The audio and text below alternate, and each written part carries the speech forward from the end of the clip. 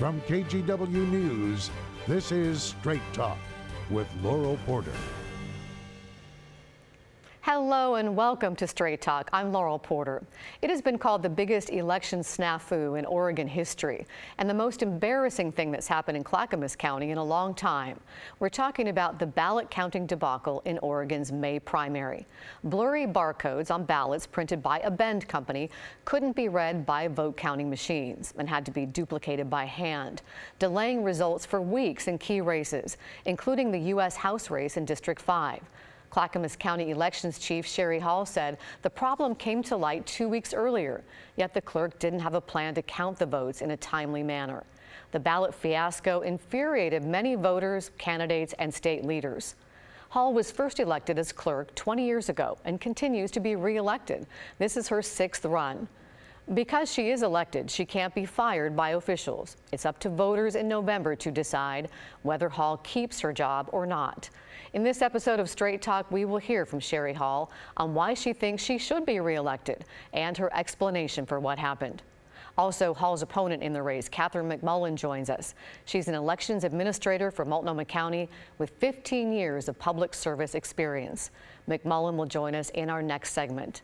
But first, I'm pleased to welcome as my guest current Clackamas County Clerk Sherry Hall. Clerk Hall, welcome to Straight Talk. Your first time here with us. Thanks for joining us. Thank you. It's great to be here with you. Well, Sherry, I guess the big question here is with what happened with the ballot counting in May and then the uproar over it, the buck really stops with you as the clerk. You were in charge. Why should voters reelect you? Well, I do have 20 years experience, and I don't get emotional about things that happen like happened in May. I don't fold under pressure. I can still do the correct and accurate work that's required, even though we had a lot of pressure with this whole May election. I stay calm and supportive of my staff with no blame given to anyone. We just are here and we need to have a remedy and move forward, which is what we did. And with all of the staff, there's a lot of years of experience with us. There's about 52 years of elections experience, and the staff operates very well under pressure or just if things go very smoothly. And the clerk does more than just elections. And I have experience with Board of Property Tax Appeals, with elections, with recording of real property records, and we sell marriage licenses and domestic partnerships in that office also. Okay, Sherry, let me jump in here. Let me jump in here just in the interest of time.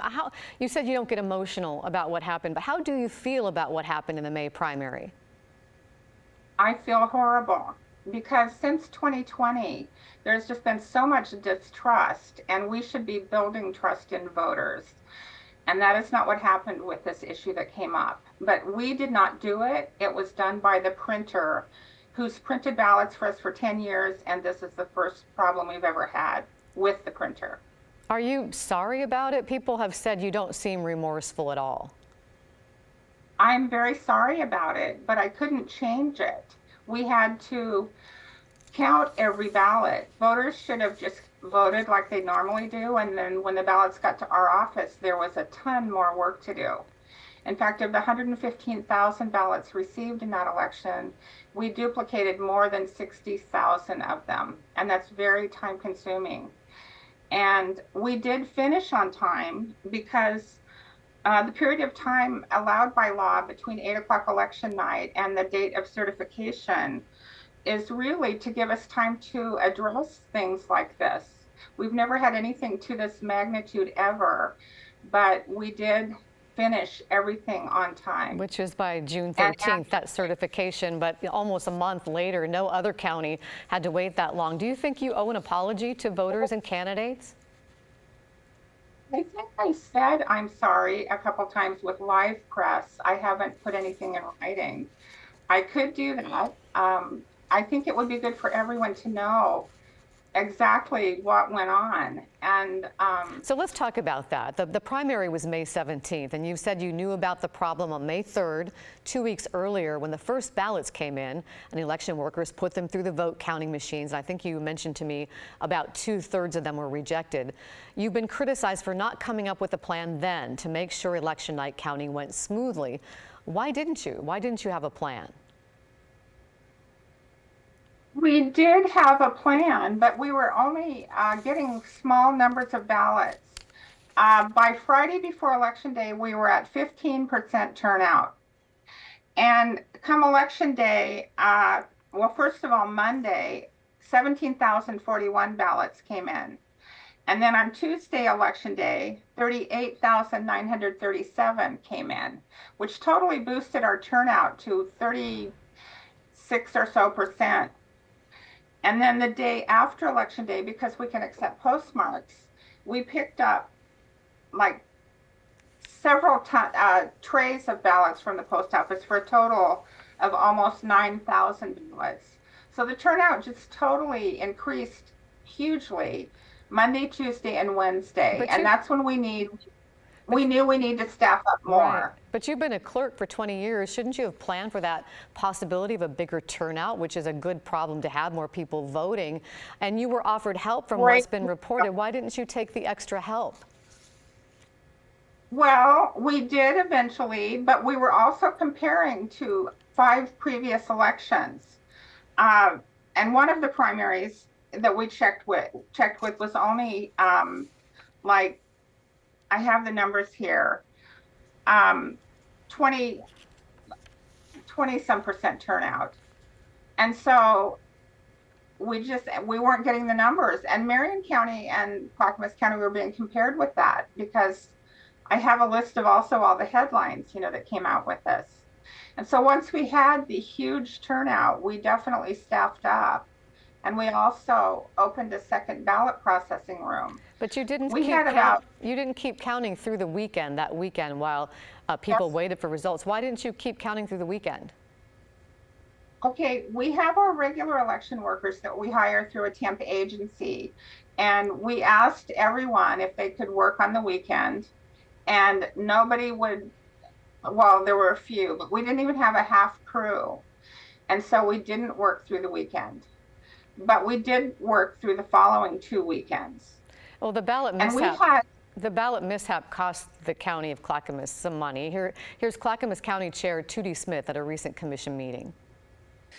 What happened with our elections, yes, it was a printing error. However, decisions could have been made to avert the necessity of spending over 6,000 employee hours and almost $600,000 if the clerk had acted sooner. She is an independent elected official. We encouraged her to do that. She refused. So she says the ballot problems cost the county and taxpayers $600,000. Does that bother you? It totally bothers me, but I feel good about the fact that the money was completely in my budget to pay for everything. We did not have to borrow money from the county general fund. But what you've told me is that that was because there were going to be 2 special elections that the county budgeted for $600,000. The special elections didn't happen, so if you hadn't have all the problems in May, you would have had a $600,000 surplus, right? That's correct. Yes. Correct. I want to ask you about the election going on right now. There's a special election that voters are just getting their ballots in Oregon City and one in Oak Lodge in the Water District. And we've become aware of a potential problem that some voters in Oregon City may have gotten the voters pamphlet insert for the other special election going on in your county, the Oak Lodge Water Services Authority, with its candidates. What happened there with that swap? Okay, the ballots were shipped to the mail house last week. Our staff was in the mail house on Monday to do the inserting of the ballots, which was about 50,000 ballots altogether for both. And we just learned today that an Oregon City voter who is in precinct 600, she reportedly got the wrong ballot, but it was actually the wrong voter pamphlet sheet, because for each race, Oregon City Mayor and Oak Lodge Water Authority, the voters pamphlet sheets sound like they were mixed up. The mail house, does that. I'm not sure why it happened, but we have gotten calls in the office today, and we are sending the correct voter's sheet or voter's pamphlet to each voter that asks.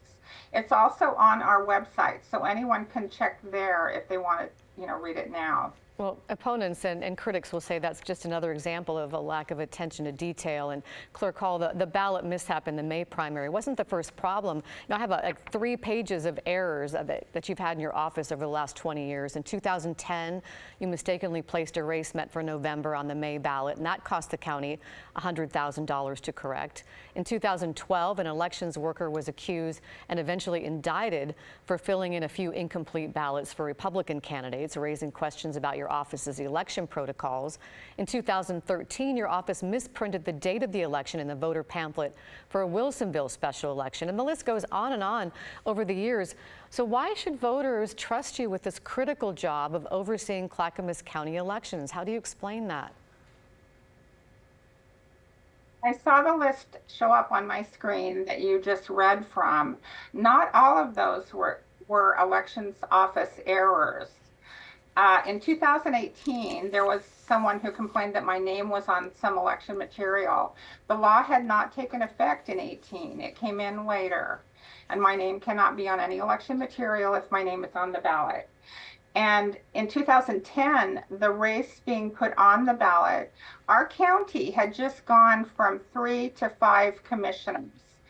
I think we're the only county in the state that is not home rule that has 5 commissioners. And that was the way it should have been. There was others who read it differently, but my attorney that I've had since that time, that was correctly placed on the ballot, and it had to do with 5 in a non-home rule county. The law speaks to home rule differently than general law. Well, people will say that it sounds like you're not taking responsibility for any of this, that you're shirking the blame. I'm not shirking the blame. I'm just stating the reason that it was how it was. The paper report errors, that people should get their information from a trusted source that knows the law. Well, on May 22nd, as ballots were still being counted, the Oregonian's editorial board called for you to resign as Clackamas County Clerk. They said with hundreds of county employees now diverted to processing ballots to ensure voters' choices are recorded before a state certification deadline, Hall's profound mishandling of the May election is cause enough for the elected clerk to resign. But her deflection of accountability makes clear the need for Clackamas County elected officials and voters to demand it. Did you ever consider resigning, Sherry? No, I did not. But you said that you felt pressure, you felt the heat. There was a lot, a 3 weeks straight of lots of media. I really appreciate my county because our administrator has led with the idea of we are one county, one team, and people stepped in to help others.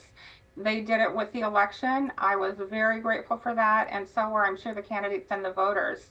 And there's been many other areas where the same thing has happened. This is your opportunity. We're almost out of time, but here's an opportunity for you to make a final pitch to voters, about 30 seconds, of why you think you should be reelected. I did state that.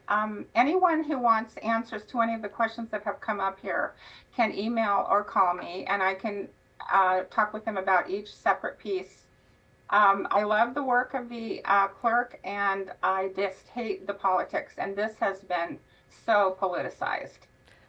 Why do you think it's politicized? Because this is a nonpartisan race, you're a nonpartisan official, and this affected both parties in the candidates and the voters.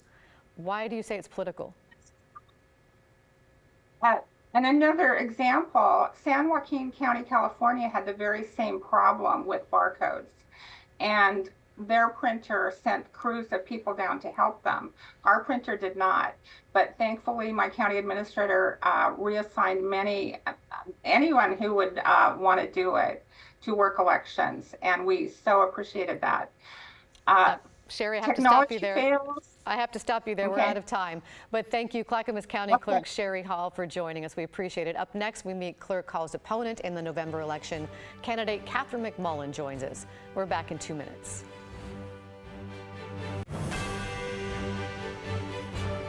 Welcome back to Straight Talk. I'm Laurel Porter. We're talking to the two candidates in the election for Clackamas County Clerk. We heard from incumbent Sherry Hall in our first segment. Now we'll meet challenger Catherine McMullen. Here's a little bit about her. McMullen is certified by the Oregon Association of County Clerks as an elections administrator for Multnomah County, where she also serves as program specialist. She got her undergraduate degree from UC Davis, a master's from the University of Washington, and an executive master in public administration from the Hatfield School of Government at Portland State. McMullen is also a former librarian and has 15 years of public service experience. She lives in Clackamas County in West Linn. Welcome to my guest, candidate for Clackamas County Clerk, Catherine McMullen. Welcome to Straight Talk. Thank you so much, Laurel. I'm so glad to be here. This is your first time running for office. At what point did you decide to jump into this county clerk's race in Clackamas County, and why? Yeah, so I've always been the one counting the ballots, never the person on the ballot. And I wanted to have elections be better in the county where I lived. And to do that, I had to run for office. So in May of 2021, after the special election, I told myself now is the time to decide for sure if you want to, jump into this and be a public figure and run for county clerk so that you can approve elections in the county where you live. And so in June, I declared and started raising funds in July of 2021, and then it's been one big adventure. From there, I've planted trees, I've been in parades, learned a lot of things, fundraising, and all these things that I didn't get to do in my role as an elections administrator. So when you decided to run, it was before what happened in the May 2022 primary. Yes, of course. Yeah, it was well before that. I actually, working in a neighboring county as a fellow elections administrator, I wasn't unfamiliar with the current clerk's errors. I first experienced it in May of 2016 when a box of ballots in Clackamas County got forgotten and uncounted. And it wasn't until after the election was certified that that box was found. And then, the Clackamas County as well as neighboring counties had to then reopen their election and amend it to count the ballots that had been turned in, but then had gotten lost. So you heard what happened in May, of course, in this primary in Clackamas County, and then you heard what Sherry Hall had to say. If you had been clerk in this May's primary with the blurred ballots, what would you have done differently? Yeah, I've been asked that question a lot since that has happened, and I look at it in two different parts. There's prevention of the problem, and then there's how you respond to the problem. And so when you look at prevention, I look at project management skills and having strong procedures where you actually make sure that the ballots are accurate before you send them to the voters. There are a number of counties in the state that will actually have a supervisor go and supervise the printing of the ballots at the vendor, and then also the inserting of the ballot and other materials before they go to the voters. So you can do a spot check and make sure it's accurate. So that's a preventive measure. And then you go to, oh, this happened. So I learned on May 4th, as a member of the public, as a voter, that it had happened. And the first thing I did was sit down and go, okay, it takes about 2.5 minutes to duplicate a ballot. If it's 10% of ballots, how many staff hours is that going to be? How many hours do we need to start building in? It was going to be a huge project, and I hadn't ever experienced as an elections administrator an error of that scope and magnitude. So there's the prevention of the problem, and then how you respond to it and how you take responsibility or choose not to take responsibility. How would you have responded to it? You said you calculated how long it would take. How would you have done that? Yeah, so knowing it takes about 2.5 minutes to duplicate a ballot, you need 2 election workers from 2 different parties to then work together. I would have worked with the county and with other parts of, other elections administrators in the state to bring the staff together, and also perhaps a staffing agency that we would need. And then also gone from that and work that into the schedule so that we were treating it like the emergency that it was from the beginning of knowing about it, rather than waiting until we had very few election results on election night and it became what was seen as, a crisis by the public. And what Sherry Hall said is she didn't anticipate how many votes there would be. There was low voter turnout to begin with. How would you have handled that as the clerk? Yeah, I don't think that's quite accurate. Generally, voters vote towards the end, towards election day, and we did statewide have more voters vote later in the cycle, but you can still look and see what were the last elections like, how many ballots get turned in on these days, what percentage of ballots are affected right now, and then carry that percentage into election day. And then you know the scope. And then you see, oh, well, 50,000, 60,000 ballots, that's a lot of ballots to duplicate. You know, this particular race, a lot of clerk races kind of go under the radar. The Oregonian reported in Hall's last race, so these are 4-year terms, in 2018, 52,000 voters didn't vote down the ballot. They didn't bother to vote in the clerk's race. What do you want voters to know about the importance of this race and this office that they should vote? Yeah, local elections are very important, and they count, and they affect your life in ways that maybe national elections don't. They affect your life on a day-to-day basis. And the county clerk is the office that oversees elections and makes sure it all comes together and works for the candidates, for the voters, and for the public at large. And this is, if you think about it, it's like the foundation of a house, the county clerk office. And it has that relationship where it builds the connection between the citizen and the election office. And also, you know, the county clerk isn't just in charge of elections. They also do recording, and they issue marriage licenses, and the county clerk can actually choose to officiate weddings. And so they provide these essential government services that affect almost every American's life. And just you have to make sure that you're providing those services in a way that welcomes the whole community. And that makes this race really critical, because it's an expression of how your government relates to you as a person. Well, besides trying to prevent something like what we saw in May happen, what else would be your top priorities? Yeah, so first would be to build trust and accuracy back into the system. We have an issue with chain of custody with ballots, and that is from when the ballot gets returned to the elections office until it's counted and then stored away. There aren't necessarily good processes in place in the current office to make sure that all ballots are counted. An example being that box of ballots that was set aside and then missed. And then also whenever we have big scale projects like duplicating 60,000 ballots, that you have that process in place.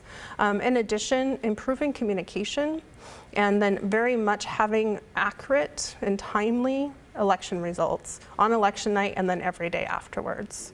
And you mentioned marriages. Right now, Sherry Hall's not officiating marriages after Oregon passed same-sex marriage, that law. What would happen under your guidance if you were clerk? Yeah, so I would provide that service to the community and to the citizens. It's something that the Oregon Constitution allows county clerks to do. They shall officiate wedding licenses, which means that they have to sign marriage licenses because they have to, but they also may officiate weddings.